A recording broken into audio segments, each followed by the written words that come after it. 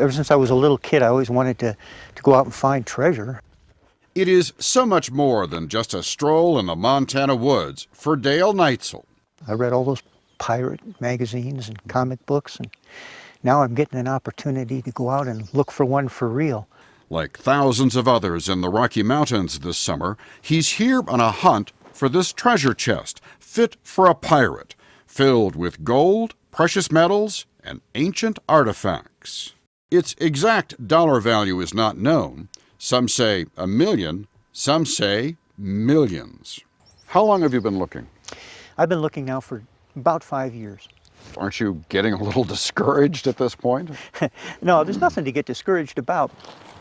But this isn't some long-lost treasure. This is hidden treasure, placed by an eccentric millionaire 5 years ago.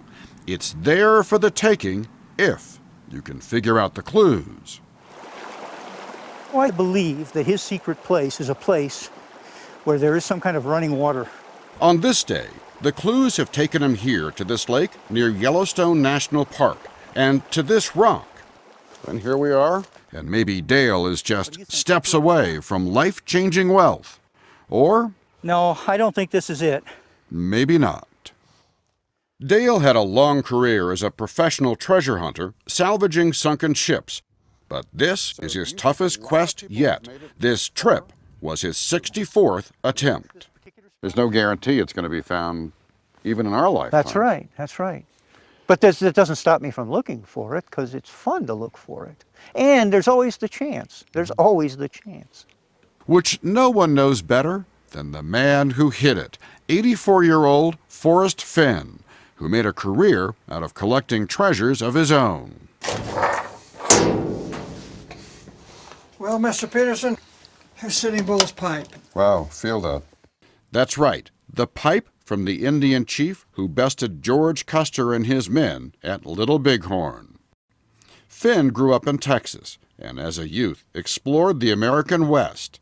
He learned a lot about life's value as a fighter pilot in Vietnam, where he was shot down twice. He eventually moved to Santa Fe and made his millions as a successful art and antique dealer. The idea of a treasure hunt started after he survived a bout with cancer. I said, I've had so much fun collecting all of these things. Why not let somebody else have the same opportunity that I've had? He drove out across the Rockies and left the chest. And when I walked back to my car, I talked to myself out loud. There was nobody around any place. And I said, Forrest Fenn, did you really do that? And I started laughing. As I have gone alone in there, and with my treasures bold. Fenn then wrote a poem with 9 clues, placing the treasure somewhere in the Rockies in one of 4 states: Montana, Wyoming, Colorado, or New Mexico. From there it's no place for the meek. The end is ever drawing nigh. There'll be no paddle up your creek, just heavy loads and water high. Now, do you want to add anything to the hints? The treasure is not hidden in a mine. A lot of these old mines are dangerous. I mean, they have snakes in them, they have black widow spiders. Well, that's a good hint and a good piece of advice. Did I give you a hint? Really? You're not being fair to me, Barry. Well, I don't think that narrows it down a lot, I got to tell you. Lust and Loot, it turns out, launched a lot of lookers. What has been the response from people who are trying to find this treasure? I stopped keeping emails at 65,000. 65,000. Add to that. And it's called the Fenn Treasure Hunt. The countless more on YouTube. Es geht den Schatz von Forrest Fenn. Ein amerikanischer. With their own plans to find the treasure. But if you look at the first line, as I have gone alone in there, if you count the number of syllables, Paul, go ahead and count those for us. But is it really out there? Assure me somehow that this treasure is real. How do I know that? The only way that I could prove to you that the treasure is hidden is to take you there. And what are my chances that you are going to do that? There's an old saying, 2 people can keep a secret if one of them is dead. Okay. So if I take you out there, I wouldn't want to be your insurance agent. To avoid that deadly fate, we opted to just ask someone who knows a lot about secrets, his friend Valerie Plame. You may remember her, a former CIA agent. Plame's cover was compromised in 2003 by a White House official. Scandal ensued, and Plame and her husband eventually moved to Santa Fe, where she met Fenn.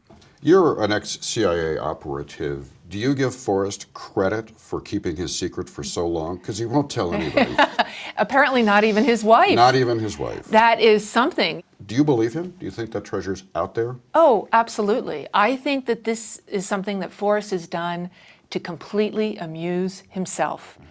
Another friend, writer Michael McGarity, agrees. He is one of many people we spoke with who say they saw the treasure before Fenn hid it. Forrest, whether he admits it or not, loves attention. But he denies it. He has this aw shucks Yeah, he does. personality, but he's as sharp as can. Exactly. So we don't take the aw shucks at face No. value. Oh, no. His ego is involved. Who he is and what he comes from is involved. His whole life has been one big adventure after another. Adventures that he loved, and hiding the treasure was a way to pass that love on. In your mind, who would be the best person or family to find this treasure? A family that is joined together and going out looking for the treasure 4 or 5 or 10 or 50 times. Take a tent and sleeping bags and your fishing pole and go out looking. That was my primary motive. Amber, come with Daddy. And that is exactly the motive driving the Dunstan family of city slickers who are slip-sliding through the southern Colorado backwoods. This is crazy. Amanda, look. This is terrifying. Last month, they left their home in Orange County, California, on their own search for Fenn's treasure. What is the lure of this treasure hunt for you? The adventure of it, the fun of it, the riddles, solving puzzles. Parents Marlene and Mark, along with Amanda and Amber, Audrey and Ashlyn, are far from their comfort zones. There might be bears, there might be wildlife, we might get lost, so it's super fun. I feel like I really bonded with my older daughters doing it. If only you could see the expressions on their faces. Yeah, well, you know, they're teenagers, so. Daddy's like Indiana Jones.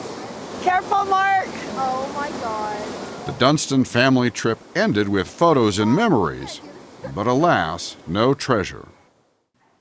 As for Forrest Fenn, who launched 1,000 dreams on a hunt yet to end, he has no regrets for what is out there, somewhere, for any of us to find. You would do it again? I would do it again in an instant. So hear me all and listen good. Your effort will be worth the cold. If you've been brave and in the wood, I give you title to the gold.